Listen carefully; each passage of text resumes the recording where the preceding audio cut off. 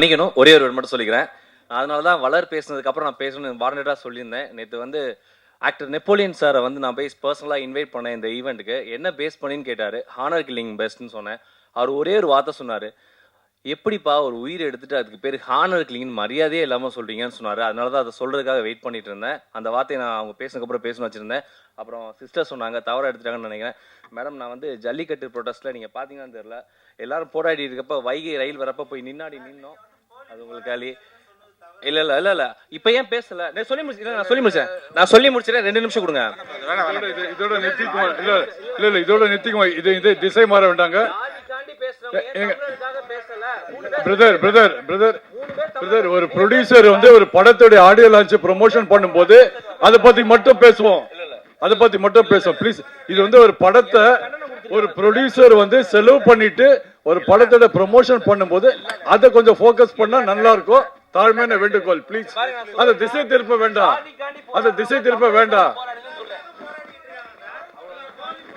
Okay, don't politicize this event, please. Vishwa, please take your seat. Vishwa, please. அனைவருக்கும் வணக்கம். முதல்ல இந்த படத்துக்கு ஏன் என்னை கூப்பிடணும் அப்படின்னு எனக்கு ஒரு சந்தேகம் இருந்தது. ஏன்னா எனக்கும் இந்த திரையுலகத்துக்கும் ரொம்ப தூரம் அப்படின்னு தான் சொல்ல முடியும். என்னோடது களத்தில் வேலை பார்க்குறது தான் என்னோட முதன்மையான வேலை. அப்போது நான் தோழர்கிட்ட கேட்கும்போது உங்களுக்கு நான் இதை காமிக்கிறேன், நீங்கள் அதுக்கப்புறம் டிசைட் பண்ணுங்கன்னு சொன்னார். அப்போது இந்த படத்தை பார்த்ததுமே எனக்கு அனுமோல் தோழரோடையும் குரு தோழரோட காதல் வந்து ரொம்ப அழகாக இருந்தது. காதல் வந்து ரொம்ப இயற்கையாக இயல்பாக அவ்வளவு நல்லா இருந்தது. அதே போல் அவங்களோட அனுமோல் தோழரை காமிச்ச அந்த ஒரு பெண் இந்த சமூகத்தில் எப்படி இருக்கணும் அப்படின்ற அந்த போல்டான இதை பார்க்கும்போதே எனக்கு ரொம்ப மகிழ்ச்சியாக, ஏன்னா நான் தினமும் களத்தில் அந்த மாதிரியான பெண்கள் கூட தான் நான் பயணிச்சுட்டு இருக்கேன். ஏன்னா நீங்கள் திரையில் வந்துட்டீங்க, அந்த தோழர்கள் எல்லாம் திரையில் இல்லை. அவங்க வந்து இன்னும் அவ்வளவு போராட்டங்கள் இப்போ எல்லாரும் சொல்லலாம், மும்பையில் பெண்கள் போராடுறாங்க, சென்னையில் டெல்லியில் போராடுறாங்கன்னு. தமிழ்நாட்டில் இப்போவும் பெண்களோட உரிமைக்காகவும் எல்லாரோட உரிமைக்காகவும் அவ்வளவு பெண்கள் போராடிட்டு இருக்காங்க. அந்த ஒரு தொடர்ச்சியாக தான் நான் உங்களோட அந்த இதை பார்த்தேன். ரொம்ப இன்ஸ்பயர்டாக இருந்தது அந்த கேரக்டர் எனக்கு. ஏன்னா ஒரு பெண் மாறினா அந்த சமூகம் வந்து மாறும் அப்படிங்கிறது. அப்போ ஒரு பெண் மாறினா மட்டும் இல்லை, எல்லா பெண்களும் மாறும்போது அந்த சமூகம் இயல்பாக இந்த சாதியை கடந்து நிற்கும் அப்படிங்கிறதுக்கு அது ஒரு எடுத்துக்காட்டாக இருந்தது. அதே போல் இவரோட ரோல் பார்க்கும்போது இவரை ப்ரெசன்ட் பண்ண விதம், இவரை ஒரு அறிவார்ந்த தளத்தில் காமிச்சது, அது வந்து அந்த பெண் ஏன் விரும்பினா அப்படின்னு காமிச்சது வந்து எனக்கு ரொம்ப பெருமையாக இருந்தது அப்படின்னு தான் நான் சொல்லுவேன். ஏன் அப்படின்னா இந்த சமூகத்தில் ஒரு பெண் தன்னோட இணையை எதை வைத்து தேர்ந்தெடுக்கிறா அப்படிங்கிறதுல இங்கே வந்து ஒரு கூலிங் கிளாஸையும் இதையும் போட்டுட்டு வந்தால் மட்டும் பெண்கள் மயங்கிடுவாங்க அப்படின்னு ஒரு பிற்போக்குத்தனத்தை இங்கே கட்டமைச்சிருக்காங்க. அந்த கட்டமைப்பை இந்த சீன் இது உடைச்சிருக்கு அப்படின்னு தான் நம்ம சொல்லணும். அது வந்து எனக்கு ரொம்ப மரியாதை கொடுத்தது அப்படின்னு நான் சொல்லுவேன். அதே போல் அதில் ஒரு இந்த சாதியை நோக்கி ஒரு பெரிய ஒரு உரையாடலை நிகழ்த்தியிருக்காங்கன்னு தான் சொல்ல முடியும். ஆணவ படுகொலைகள் தொடர்ச்சியாக நடந்துட்டுருக்கு தமிழ்நாட்டில். இப்போ ஒரு 5-6 மாதங்கள்லேயே 15க்கு மேலே ஆணவ படுகொலைகள் நடந்திருக்கு. அப்போது அந்த ஆணவ படுகொலைகளில் எவ்வளவு பேர் பாதிக்கப்படுறாங்க, அதுவும் இளைஞர்கள். அதை செய்கிறவங்க இங்கே யாராக இருக்காங்க அப்படின்னா பெற்றோர்களாக தான் இருக்காங்க. தன்னோட மகளையே கொலை பண்ணுற பெற்றோர்கள் இந்த சமூகத்தில் இன்னும் இருந்துட்டு தான் இருக்காங்க. தன் மகள் விரும்பின பையனை கொலை பண்ணுறாங்க. அவங்கள வாழ விடாமல் வெறும் கொலை மட்டும் குற்றம் கிடையாது, அவங்கள மனதளவில் அவங்களுக்கு கொடுக்குற நெருக்கடி கூட குற்றம்தான். ஆனால் அதற்கு ஒரு மாற்றா இந்த படம் ஒரு கருத்தியலை வச்சிருக்கு அப்படின்னு தான் நம்ம சொல்ல முடியும். அதே போல் எனக்கு இதில் ஒரு சின்ன நெருடல் இருந்தது. என்ன அப்படின்னா, அவங்கள போர்ட்ரேட் அவங்களோட கதாபாத்திரம் வந்து அவங்க பேர் இல்லை இவங்க அர்ச்சனா, அவங்களோட கதாபாத்திரம் வந்து காமிக்கும்போது அடுத்த சமூகத்தில் அடுத்த ஜென்ரேஷனை நம்ம என்னவா காமிக்க விரும்புகிறோம் அப்படிங்கிற ஒரு கேள்வி எனக்கு இருந்தது. ஏன்னா அவங்களோட அம்மா வந்து அவ்வளோ ஒரு பெரிய பின்புலத்தோடு இருந்து வர்றவங்க. அவங்க வந்து தன்னோட இணையாக இருக்கும்போது அந்த இணையும் அவர் செய்கிற ரிசர்ச்சும் அவ்வளோ ஒரு பெரிய விஷயம். ஆனால் அதை இந்த கதாபாத்திரம் அதை உள்வாங்கிக்காமல் இருக்குது. அதை வந்து தட்டி கழிக்கிறாங்க. அப்போது அதை ஏன்னு உங்ககிட்ட கேள்வி கேட்கணும் அப்படின்னு எனக்கு தோணுச்சு. ஏன்னா அதற்கு கண்டிப்பாக ஒரு காரணம் இருக்கும். அந்த காரணம் வந்து எனக்கு நீங்கள் தெரியப்படுத்தணும் அப்படின்னு இருந்தது. ரொம்ப அருமையாக வந்திருக்கு. அதுவும் இல்லாமல் சமூகத்துக்கு வந்து ரொம்ப முக்கியமான தேவை அப்படின்னு நினைக்கிறேன். நீங்கள் இப்போ இந்த படத்தை வெளியிடுவதன் மூலமாக ஆணவ படுகொலைக்கு அரசுக்கிட்ட ரொம்ப வருட கோரிக்கையாக தனி சட்டம் வேணும்னு கேட்டுட்ருக்கோம். அந்த கோரிக்கைக்கு இந்த படம் வலு சேர்க்கும் அப்படின்னு நான் நம்புகிறேன். ஏன்னா அடுத்த ஜென்ரேஷனுங்கிறது இளைஞர்கள் தான். அப்படி இருக்கிற இளைஞர்களை காதலிக்கிறாங்க அப்படிங்கிறதுக்காக படுகொலை செய்யப்படுறது, அவங்கள வாழ விடாமல் செய்யறது. அப்போது இதற்கு ஒரு தனி சட்டம் தேவை. அந்த தனி சட்டத்தை இப்போ இருக்கிற அரசு உடனடியாக செய்தாக வேண்டும். ஏன்னா அதற்குன்னு ஒரு தனி குழு அமைச்சிருக்காங்க, KN பாஷான்னு சொல்லி. அவங்கள வந்து 25 விக்டிம் ஃபேமிலியோடு நாங்கள் சந்தித்து அதற்கு ஒரு ஆணையம் அமைச்சு அந்த ஆணையத்திலிருந்து தனி சட்டம் வேணும் அப்படின்னு கேட்டிருக்கோம். அதற்கு இந்த படம் உறுதுணையாக இருக்கும்னு நான் நம்புகிறேன். அதே போல் ரொம்ப குரு தோழரை வந்து எனக்கு அவ்வளோ பிடிக்கும். ஏன் அப்படின்னா அவர் வந்து நடிக்கிறாரு அப்படின்லாம் என்னால் பார்க்க முடியாது, அதில் வாழ்கிறாரு அப்படின்னு தான் என்னால் ஒவ்வொரு படத்துலையுமே. நான் ஃபஸ்ட்டு அரசியலாக பார்த்தது ஜோக்கர் படம் தான். அப்படி வந்து தோழரை வந்து எனக்கு அந்த அளவுக்கு மனதுக்கு நெருக்கம் இதில் இல்லாட்டியும். அதே போல் அவர் பேசும்போது போலி போராளிகள்னு சொன்னார். அந்த வார்த்தை சொல்கிறதுக்கு நீங்கள் சரியான நபரா அப்படின்னு எனக்கு தெரியாது. ஆனால் அதை நீங்கள் சொன்னதை நான் வன்மையாக கண்டிக்கிறேன். எந்த தோழர்களை பற்றி உங்களுக்கு என்ன தெரியும்னு எனக்கு தெரியாது. 10 வருடமாக எந்த அரசியலும் தெரியாத ஒரு பெண்ணை இந்த சமூகத்தில் தன்னோட காலில் நின்று வளர்றதுக்கு உறுதுணையாக இருந்தவங்க தான் தோழர்கள். அப்படி இருக்கிறவங்க தான் போராளிகள்.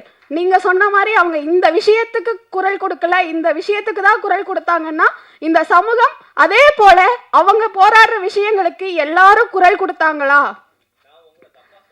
தப்பா சொன்னீங்கன்னு சொல்ல, அப்படி வந்து குரல் கொடுத்தாங்களா? மற்றவங்களும் அதே விஷயங்களுக்கு குரல் கொடுத்தாங்களா அப்படின்னு நீங்க நிரூபிச்சா மற்ற எல்லாரும் எல்லா விஷயத்துக்கும் குரல் கொடுப்பாங்க. தோழருக்கு வாழ்த்துக்கள், படக்குழுக்கு வாழ்த்துக்கள். நன்றி. அனைவருக்கும் வணக்கம். அபி சரவணனா இந்த மேடையில் அறிமுகமாகி இன்னைக்கு விஜய் விஸ்வா அவங்க முன்னாடி நிற்கிறேன். ஒரு சிறிய இடைவெளிக்கு அப்புறம் ரொம்ப சந்தோஷமான ஒரு தருணம். ஃபர்ஸ்ட் ஆஃப் ஆல் இந்த பாரிஸ் கஃபே படத்தில் எனக்கு நடிக்க வாய்ப்பு கொடுத்த தயாரிப்பாளர், இயக்குனர் அவங்களுக்கு நான் நன்றி பண்ணிக்கிறேன். அதுக்கு காரணமாக இருந்த சுவாமி அண்ணனுக்கும் நான் தேங்க் பண்ணிக்கிறேன். சதீஷ் சார் கேமராமேன் லொக்கேஷன் பார்க்க வந்த இடத்துல வந்து என்னை பார்த்துட்டு அதை இமீடியட்டாக ஓகே பண்ணாங்க. ஸோ சூர்யா அண்ணனுக்கும் நான் தேங்க் பண்ணிக்கணும். ஏன்னா ஒரு டீம்னால தான் வாய்ப்பு கிடைக்குது. ஸோ அதனால் இந்த படத்தில் முக்கியமாக ஒர்க் பண்ண அசிஸ்டன்ட் டைரக்டர் ஆல்ரெடி நான் என்ன சொல்லிட்டாங்க, ஜெகன் ஒலி மட்டும் இல்லாமல் எங்கள் ஹோல் டீமுக்கு நான் தேங்க் பண்ணிக்கிறேன், ப்ரொடக்ஷனாக ஒர்க் பண்ணவங்களுக்கு. அதுக்கப்புறம் இங்கே நான் லைன் பண்ணி சொல்லணுன்னா ப்ரொடியூசர் சொன்னாங்க, ப்ரொடியூசர் மேடம் ரொம்ப அழகாக பேசினாங்க. எனக்கு அவங்க பேசிகிட்டு இருக்கப்போ MC ஃபேஸ் தான் பார்த்தேன். ஒருவேளை அவங்கள்ட்ட முதலே பேசியிருந்தா அவங்களே MC ஃபிக்ஸ் பண்ணிப்பாங்களோ என்னமோ. செம்ம ஃப்ளூவாக பேசுனீங்க மேடம். இல்லை அவங்க ப்ரொடியூசர் மேடம். அப்புறம் சூப்பராக பேசுனீங்க. அண்ட் டைரக்டர் சார் சொல்லணும். டைரக்டர் சார் அதே மாதிரி தான். ஷார்ட்டில் வந்து உள்ளே வந்து நாங்கள் காஃபிக்கு பதிலாக டீ வச்சிருந்தா கூட இன்னும் காஃபி தான் ஊற்றணும்னு அவ்வளோ பெர்ஃபெக்ஷன் பார்க்குற ஒரு மனிதர். அவர்கிட்ட ஒர்க் பண்ணுறப்ப ஃபஸ்ட்டு படமாக அது ஒர்க் பண்ணல, லெஃப்ட் அண்ட் ரைட் வாங்கிட்டாரு. ஸோ அதுக்கு ரொம்ப நன்றி. டிஓபி சார் as well சொல்லவே தேவையில்லை. யூஸ்வலாக படத்துக்கு போனோன்னா கேமராமேன் சார் வந்து ஒரு முடிச்சுட்டு டக்குன்னு ஓகே அடுத்தது போயிடலாம்னு சொல்லுவாங்க. பட் தடவை வந்து நானும் போய் ரெக்வஸ்ட் பண்ணுவேன். ஸோ டேரக்டரே ஓகே பண்ணாலும் சார் இன்னொரு தடவை போயிடலாமா நான் ரெக்வஸ்ட் பண்ணி கேட்பேன். பட் இங்கே எனக்கு பிரச்சனையே இல்லை. ஓகே பண்ணாலும் ஒரு ஷாட் எக்ஸ்ட்ரா எடுத்து வச்சுருவாரு. ஸோ அதனால் எங்களுக்கு அந்த ப்ராப்ளம் இல்லை. அண்ட் அதுக்கப்புறம் மியூசிக் கே சமீபத்தில் நான் வந்து அமெரிக்காவுக்கு போயிருந்தேன். FeTNA federation of North America தமிழ்ச்சங்கம் மேடை கிட்டத்தட்ட 5000 அமெரிக்க தமிழர்கள் வந்து கலந்துக்கிட்டாங்க. அந்த மேடையில் நம்மளுடைய மினிஸ்டர் ராஜ்மோகன் சாரும் கலந்துருந்தாங்க. அங்கே நான் தான் நிகழ்ச்சியை தொகுத்து வழங்கினேன். ஸோ அவங்க அனுமதியோட பாடலை வந்து நாங்கள் ஒளிபரப்பினேன். அவ்வளோ இது வந்தது, நல்ல வாழ்த்துக்கள் வந்தது. அதுக்கப்புறம் நீங்கள் சொன்னீங்க என்ன சொல்லணும்னா, நான் அதுக்கப்புறம் வேரியஸ் ஸ்டேட்ஸ் போனேன். டாலஸ், யூஎஸ், அப்புறம் சிகாகோ, அந்த மாதிரி நான் ஒவ்வொரு ஊராக போகிறப்ப எல்லா ஊர்லேயும் வந்து காரில் அவங்க லாங் ஜெரி போகிறப்ப கேட்குற ஒரு பாட்டில் லிஸ்ட்டாக அதை ஆட் பண்ணிக்காங்க. It's a promise. வாழ்த்துக்கள் அண்ட் தேங்க்ஸ். அது என்னோட பாட்டு இருக்குது, எனக்கு ரொம்ப சந்தோஷம். அந்த அழகழகாய் வந்து ரொம்ப 3-4 பாட்டுமே பிடிச்சிருந்தது. பட் பர்சனலாக எனக்கு ரொம்ப நான் இல்லாமல் அந்த பாட்டவே எனக்கு ரொம்ப பிடிச்சிருந்தது. Thanks K father. அப்புறம் எடிட்டர் ரொம்ப அழகாக எடிட் பண்ணியிருந்தீங்க. எல்லாமே வெல். ஆர்ட் டைரக்டர் எங்களுக்கு சொல்ல வேணாம், லைவாக நிறைய விஷயம் பண்ணி கொடுத்துருக்காங்க. உங்களை ஏமாத்துறதுக்கான ஒரு விஷயம் கூட பண்ணி கொடுத்துருக்காங்க. அதை தேட்டர் பார்த்து கண்டுபிடிச்சிக்கலாம்.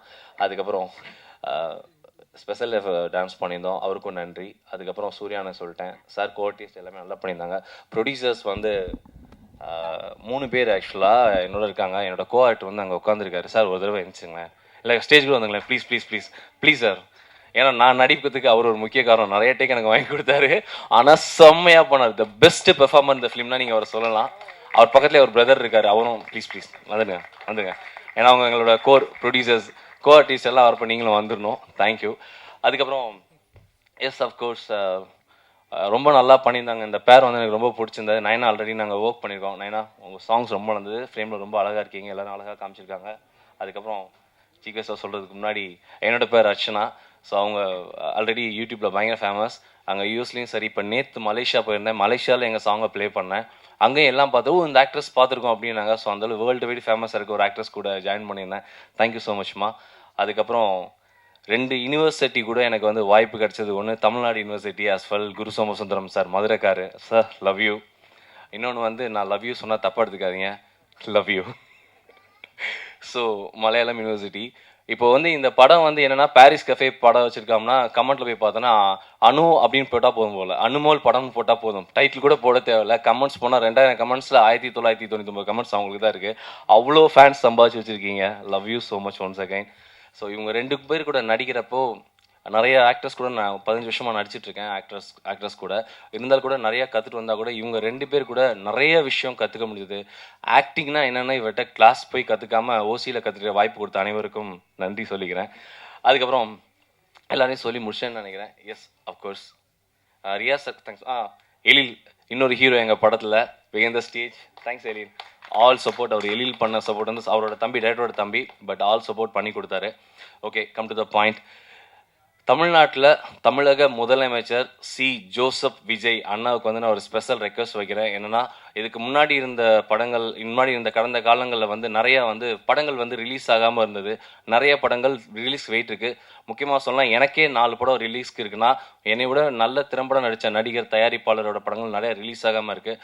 ஸோ என்னுடைய துறை அமைச்சர் திரு ராஜ்மோகன் அண்ணா மற்றும் என்னுடைய அண்ணன் தமிழக முதலமைச்சர் சி ஜோசப் விஜய் அண்ணாவுக்கு நான் ஒரு ஸ்பெஷல் ரெக்வஸ்ட் என்ன வைக்கிறேன்னா, ஒரு ஸ்பெஷல் ஓடிடி தமிழ் கவர்மெண்ட் சார்பில் நீங்கள் வைக்கணும்னு நான் வந்து வேண்டி விரும்பி கேட்டுக்கிறேன். அந்த ஓடிடியில் இது வரைக்கும் தயாரித்த படங்கள், வெளியாகாத படங்களில் நீங்கள் ஸ்பெஷல் ஸ்க்ரீனிங்க்கு அனுமதிக்கணும்.